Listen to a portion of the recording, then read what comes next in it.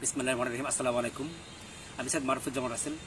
দর্শকবৃন্দ, আজকে আপনাদের সামনে একটা বিষয় আলোচনা করবো। সেটা হচ্ছে আমাদের জাতীয় কবি কাজী নজরুল ইসলামের জীবনের শেষ ভাষণ। উনি বাকরুদ্ধ হয়ে যাওয়ার আগে যে ভাষণটা দিয়েছিলেন, দেখেন, কাজী নজরুল ইসলামের যদি আর বাঁশি না বাজে নামের একটি অভিভাষণ। সাধারণত কোনো কথা, বক্তৃতার লিখিত রূপ বা এ জাতীয় রচনাকে অভিভাষণ বলে।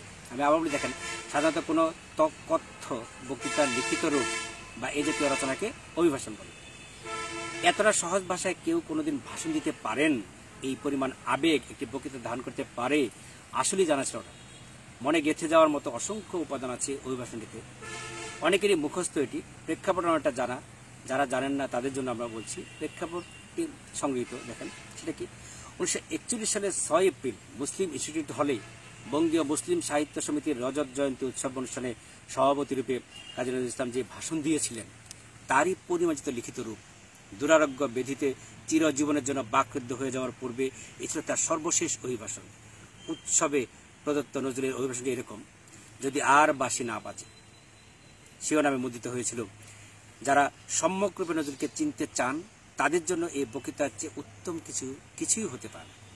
আর যারা নজরুলকে নিয়ে অহেতুক টানা হেঁচড়া করেন, রবীন্দ্র নজরুলের ভেদাভেদ নিয়ে মাথা ঘামাতে গিয়ে মাথা খালি করে ফেলেছেন, তার জন্য নজরুল যেন নিজেই জবাব হাজির করে রেখেছেন এই কালজয়ী অভিভাষণ। দুঃখ দারিদ্র্যের মধ্য দিয়ে কেমন করে হাসি মাখা মুখে মাথা উঁচু করে চলতে হয়, তাই যেন শেখায় মিনিট 6 এই ছোট বক্তৃতা। একটু খেয়াল করলেই দেখি, বিগত 7 দশকে একটি দিনের জন্যও তার এই কথাগুলো অপ্রাসঙ্গিক বা পুরাতন মনে হয়নি। সেই জায়গাটিতেই চিরতরুণ বিদ্রোহী কাজী নজরুল। এখন ওনার বক্তব্যটা আমি পড়ছি, শুনেন। বন্ধুগণ, আপনারা যে সওগাত আজ হাত তুলে দিলেন, আমি তা মাথায় তুলে নিব। আমার সকল তনু মন প্রাণ আজ বীণার মতো বেজে উঠেছে। তাতে শুধু একটিমাত্র সুর ধ্বনিত হয়ে উঠেছে, আমি ধন্য হলুম, আমি ধন্য হলুম। আমার অভিনন্দিত আপনারা সেদিনই করেছেন যেদিন আমার লেখা আপনাদের ভালো লেগেছে। বিংশ শতাব্দীর অসম্ভবের সম্ভাবনার যুগে আমি জন্মগ্রহণ করেছি। এরই অভিযান সেনাদলের তুর্যবাদকের একজন আমি। এই হোক আমার সবচেয়ে বড় পরিচয়। আমি এই দেশে এই সমাজেরই জন্মেছি বলে শুধু এই দেশেরই, এই সমাজেরই নই, আমি সকল দেশের সকল মানুষের। কবি চায় না দান, কবি চায় অঞ্জলি, কবি চায় প্রীতি। কবিতার দেবতা সুন্দরের প্রকাশ। সুন্দরকে স্বীকার করতে হয়, যা সুন্দর তাই দিই। সুন্দরের ধ্যান, তার স্তব গানই আমার ধর্ম। তবু বলছি, আমি শুধু সুন্দরের হাতে বীণা, পায়ে পদ্ম ফুলই দেখিনি, তার চোখে চোখ ভরা জলও দেখেছি। শ্মশানের পথে, গোরস্থানের পথে থাকে ক্ষুধা দীর্ণ মূর্তিতে ব্যথিত পায়ে চলে যেতে দেখেছি। যুদ্ধভূমিতে তাকে দেখেছি, কারাগারের অন্ধভূমিতে তাকে দেখেছি, ফাঁসির মঞ্চে তাকে দেখেছি। আমাকে বিদ্রোহী বলে খামোখা লোকের মনে ভয় ধরিয়ে দিয়েছেন কেউ কেউ। এই নিরীহ জাতটাকে আশ্রে কামড়ে তেড়ে নিয়ে বেড়াবার ইচ্ছা আমার কোনো দিনই নেই। আমি বিদ্রোহ করেছি, বিদ্রোহের গান গেয়েছি, অন্যায়ের বিরুদ্ধে, অত্যাচারের বিরুদ্ধে, যা মিথ্যা, কলুষিত, পুরাতন, পচা, সেই মিথ্যা সনাতনের বিরুদ্ধে, ধর্মের নামে ভণ্ডামি আর কুসংস্কারের বিরুদ্ধে। কে বলেন আমার বাণী জবন, কে বলেন কাফের। আমি বলি, ও দুটোর কোনোটাই নয়।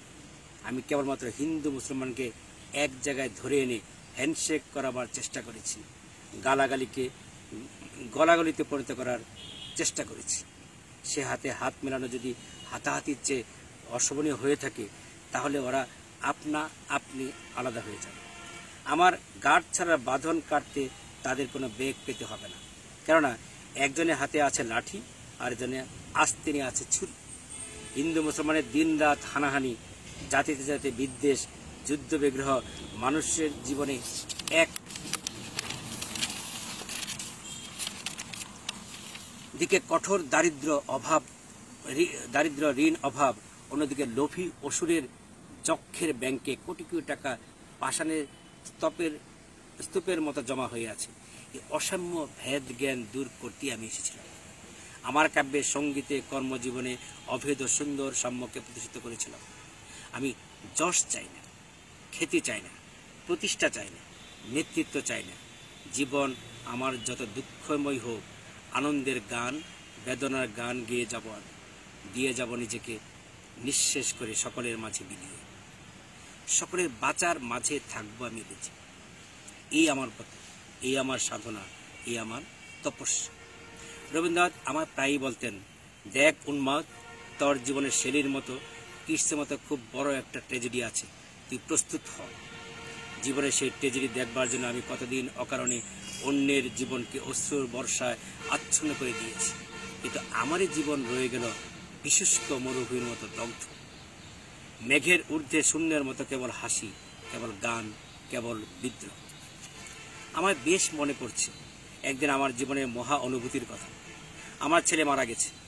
আমার মন তীব্র শোকে, পুত্র শোকে যখন ভেঙে পড়ছে, ঠিক সেই দিনই, সেই সময় আমার বাড়িতে হাসনাহেনা ফুটেছে। আমি প্রাণ ভরে সেই হাসনাহেনার গন্ধ উপভোগ করেছিলাম। আমার কাব্য, আমার গান, আমার জীবনের সেই অভিজ্ঞতার মধ্য হতে জন্ম নিয়েছে।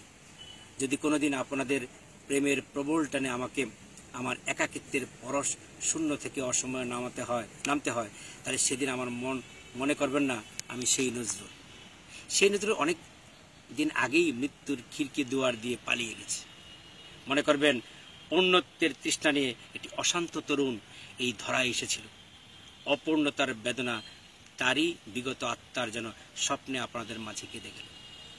যদি আর বাঁশি না বাজে, আমি কবি বলে বলছি না, আমি আপনাদের ভালোবাসা পেয়েছিলাম, সেই অধিকারে বলছি, আমায় আপনারা ক্ষমা করবেন, আমায় ভুলে যাবেন।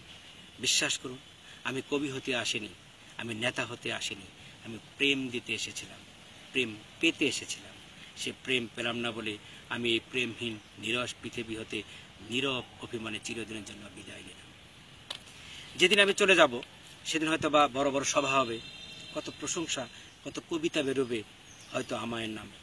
দেশপ্রেমী, ত্যাগী, বীর, বিদ্রোহী, বিশেষণের পর বিশেষণ, টেবিল ভেঙে ফেলবে থাপ্পড় মেরে বক্তার পর বক্তা এই অসুন্দরের শ্রদ্ধা নিবেদনের প্রার্থ দিনে বন্ধু, তুমি যেন যেও না। যদি পারো চুপটি করে বসে আমার অলিখিত জীবনের কোনো একটি কথা স্মরণ করো। তোমার ঘরের আঙিনায় বা আশেপাশে যদি একটি ঝরা পায়ে পেশা ফুল পাও, সেইটিকে বুকে চেপে বলো, বন্ধু আমি তোমায় পেয়েছি। তোমাদের পানে চাহিয়া বন্ধু আর আমি জাগিব না, কোলাহল করে সারা দিন মান, কারো ধ্যান ভাঙিব না, নিশ্চুপ নিশ্চুপ আপনার মনে করিব একাকী গন্ধভীত। এর চেয়ে বড় অভিভাষণ বক্তব্য আর কি হতে পারে? এখনো দেখেন নজরুলের এই বক্তব্যই আমার কাছে শ্রেষ্ঠ বক্তব্য বলে মনে হয়। অসংখ্য ধন্যবাদ। ভালো থাকবেন, সুস্থ থাকবেন। আসসালামু আলাইকুম।